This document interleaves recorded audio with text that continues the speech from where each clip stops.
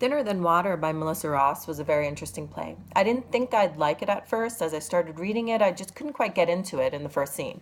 But as I went on, I really enjoyed it.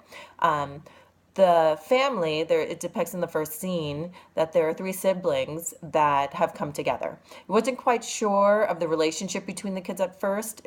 It was seemed like that they didn't like each other, that they were having problems with each other. So, as you read on, you realize that there are three kids that have come together. They share the same father. They have different mothers, and their father has fallen ill.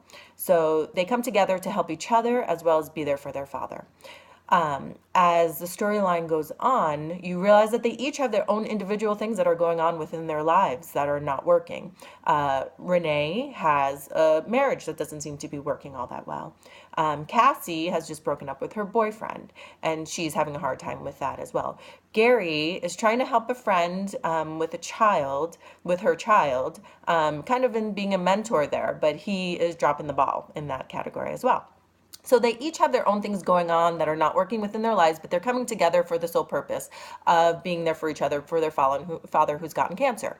I really enjoyed. I didn't like it at first, but I really enjoyed the development of the characters and realizing the relationship between the kids.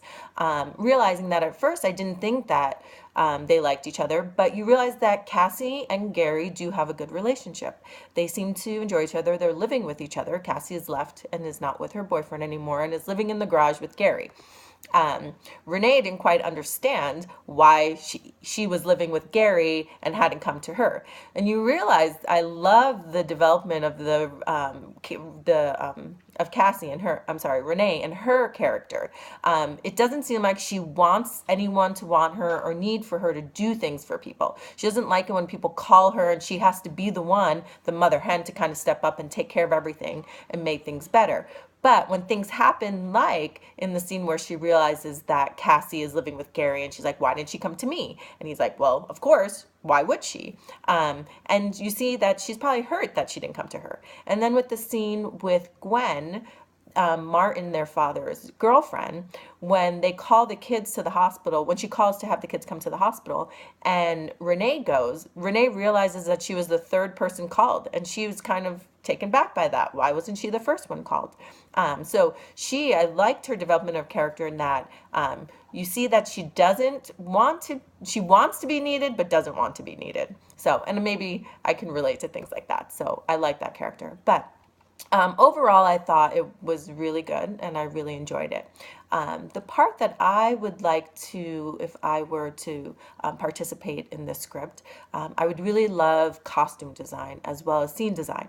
I like the background work of trying to make it all unfold, that it all makes sense. So, yes, the script is there and the actors are up there, but how they are dressed and how they come across to the audience within each script would be fascinating to piece that all together, as well as how the scene in the background would be developed for the whole everything to come together. Like even the difference between being in the hospital as well as being in the comic book store.